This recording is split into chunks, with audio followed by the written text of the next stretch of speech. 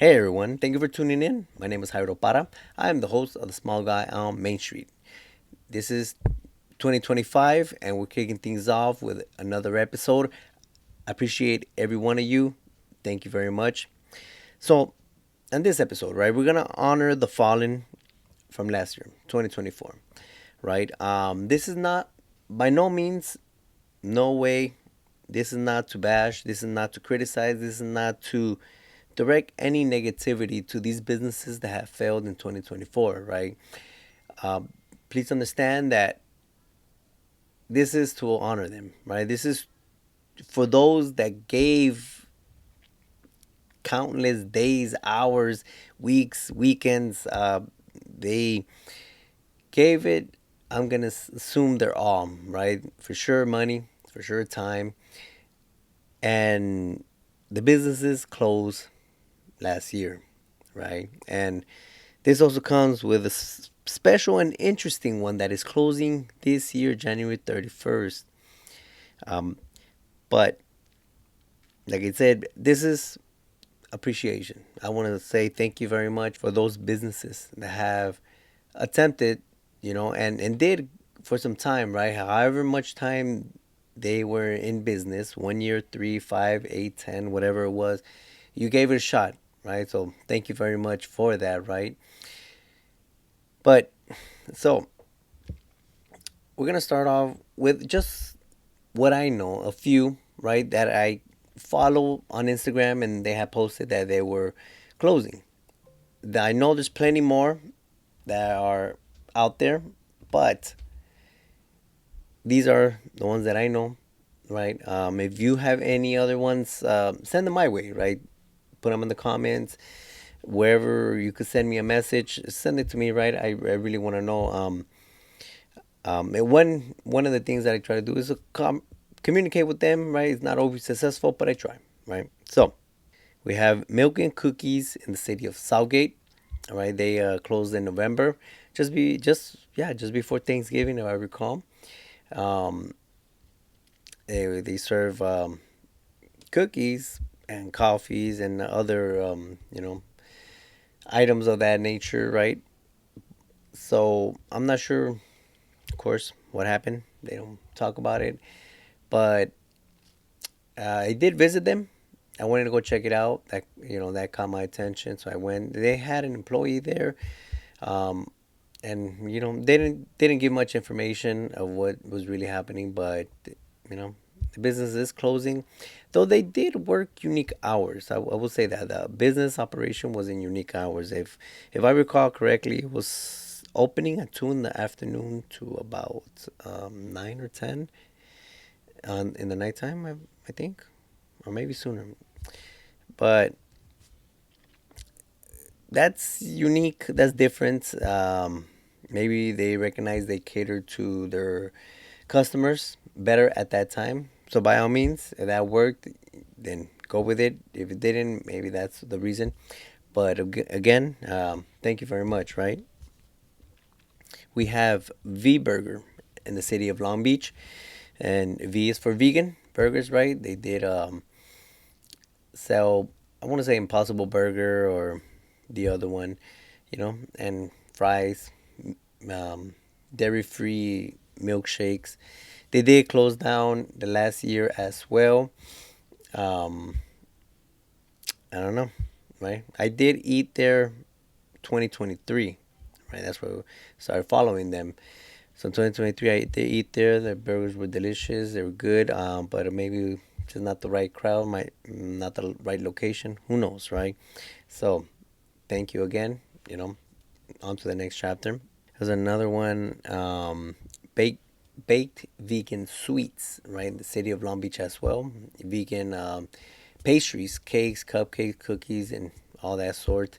Um, Closed down, right? Offering the business up for sale with all the assets, right?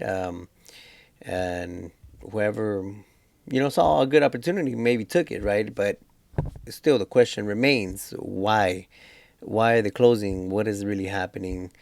Um, who knows, right? So, thank you again, and on to the next chapter. We have This one, okay, this one closed down, but got bought out, right, and reopened. So Sweet Lady Jane Cake in city of Santa Monica or over there on the west side of LA. I think it has a few locations. They closed down. They got hit with a lawsuit. They closed down. They got bought out, and this new owners, right? They bought the recipes and the brand name, right? So they relaunched it and is now operating in a different, I guess, atmosphere, a different system in a sense. So let's see where it goes, right? But from one owner to another owner, I guess the most valuable thing was the name and the recipes. Um, the Instagram account, I think I had like 20,000 or so, or maybe more. But they seem to have a good audience, right? So that's a good thing that somebody bought it. But of course, if you're the original owner, it sucks. But hey, things happen, right? So know that when you launch a business, there are options out there, and you want to let the business fail completely, then by all means, or if you could make something out of what's left, then you got options, right? Um, we got Compton Health Bar, city of Compton, obviously. So they closed the doors for the physical location, right? They said that they have the landlord was increasing the rents, right? So it didn't seem proper. Now I do ask this question, all right? So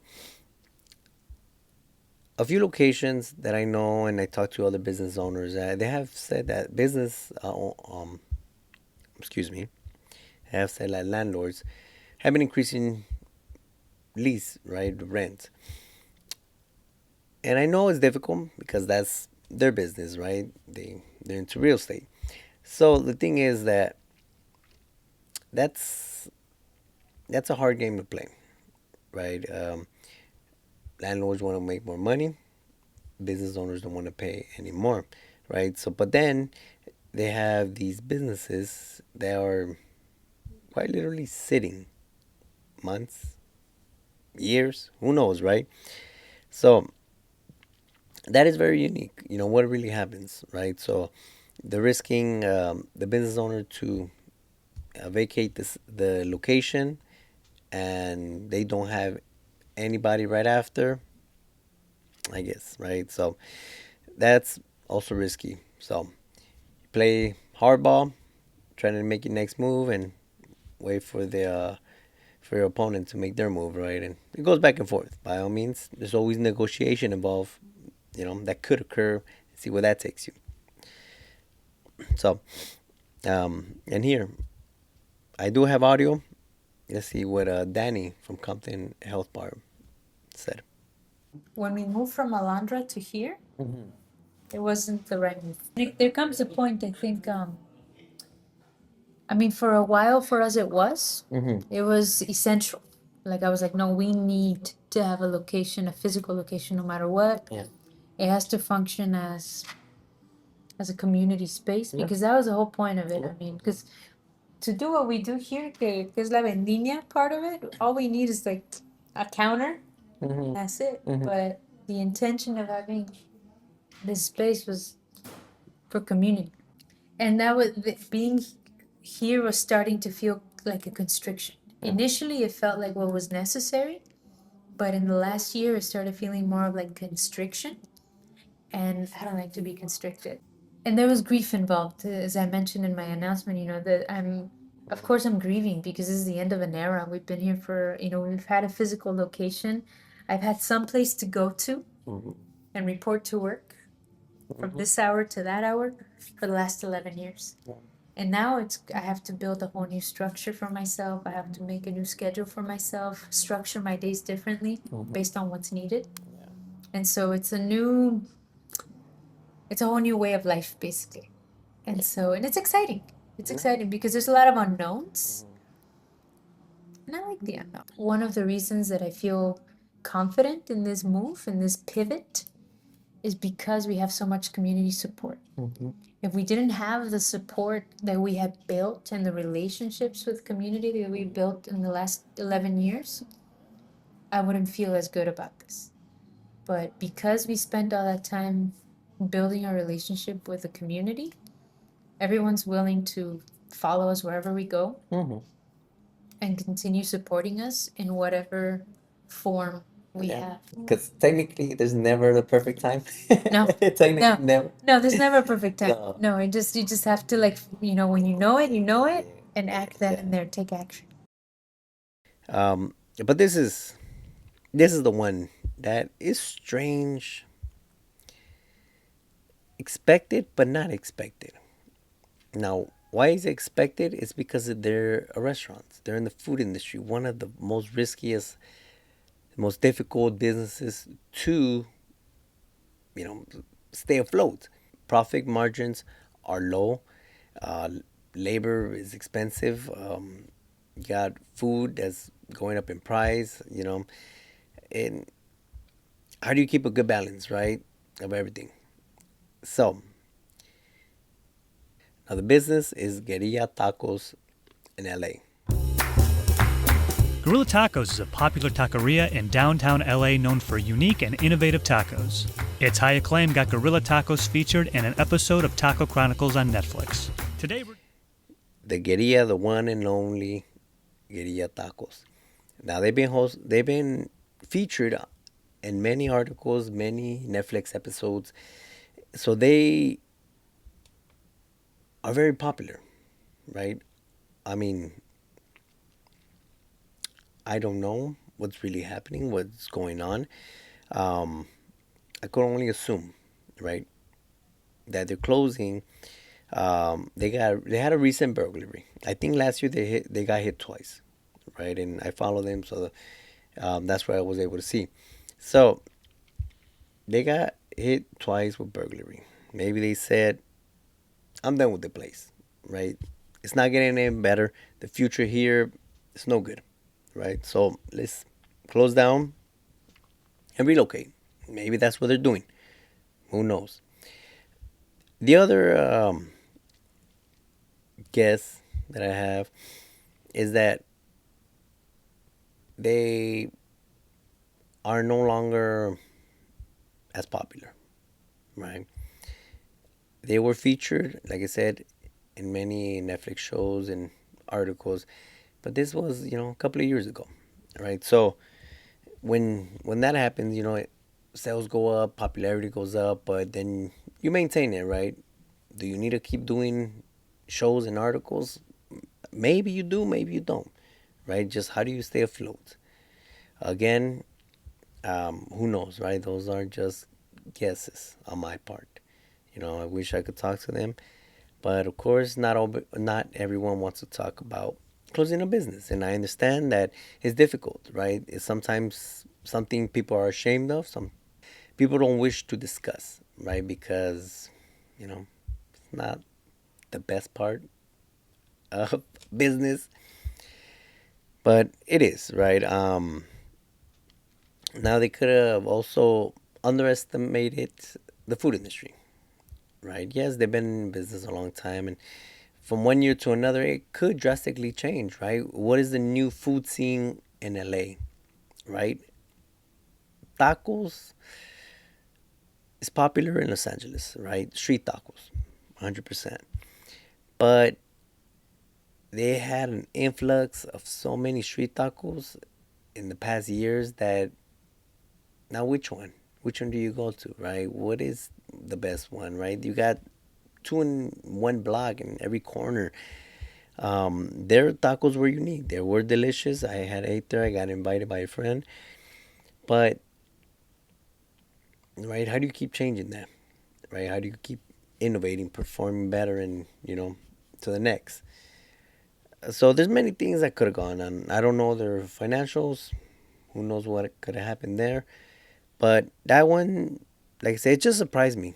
Guerilla Tacos, right? 64,000 followers. And I know and I realize, through observation, it doesn't matter. It really does not matter that you have 10,000 followers, 5,000, 60,000, or however much, right? It doesn't matter, right? Some people focus on growing their social media, and that's what they'll do. But growing your social media is different from growing your business. Many people think that because they grow their social media, all those followers will eventually, you know, buy something, right? But if they do, how often are they buying, right? Food, you technically have to be present. You cannot get it really shipped to you. And followers come from everywhere, technically around the world, right? So these, followers that you have, how many are really local? How many are within driving distance and are willing to say, hey, let's go give that a shot, right? Um, so there's many things that go on, right? And like I said, my observation is that I seen businesses that are constantly busy, and they have less than 10,000 followers, right? They don't really focus on social media. They post, but they're not constantly posting, not every day. Um, and that, for me, is one method, right? Can it be your method? Yeah, sure, right? So regardless, right, those are things that, like I said, it's just, take it with a grain of salt and, do what you will with that information. But as much as businesses open, they also close, right? And we want to be successful, but what is successful to you? What is it to me? And what is it to them, right? I think having a business with a sustainable amount of revenue, right, that could pay for my salary and employees is a good business, right? If it could give me more, then it'll be a better business, right? And that'll be a lot more successful. But a business that lasts a year can truly be successful in one's definition. But for them, that 1 year, right, could have took them a lot, and they could have never saw it that or believed that they would have lasted one whole year, afloat. And must have been difficult. But for some, it's 5 years. Some is 10. For some, it's having more than one location. Whatever it is, right? Again, what is your definition of success? So go ahead, enter it, in the comments. Let me know what success is to you, right? If you're running a business, what is it? $1 million mark? What is it, right? So again, to those that have fallen, sad to say, I hope everything goes well in your next journey. But I do want you to come on the show. Understand that, right? I want to know what you know. So can anybody tag them? Anybody hit them up? Right? Help me out. Help me get, whoever, whatever business truly has closed, let me talk to them. Let me see. Let me pick their brain, because that is good knowledge and good information, right? And this is what this show is about. So I'll leave that. I want to appreciate your time. Don't forget to subscribe, like, share, comment, whatever you got to do. Stay hustling. Peace out.